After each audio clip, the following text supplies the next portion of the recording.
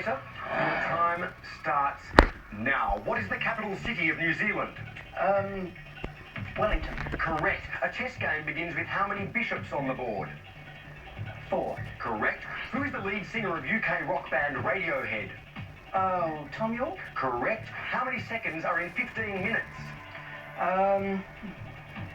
900. Correct. What size wine bottle is designed to hold 1.5 litres?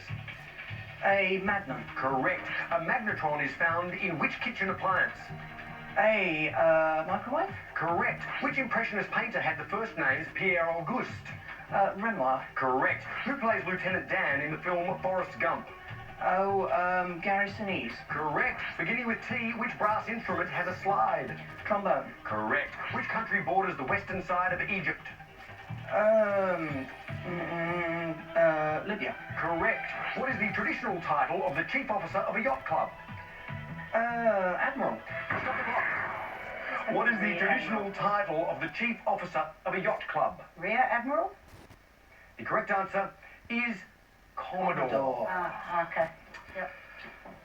Chaser, your time restarts now. A person with phobophobia is afraid of what? Fear.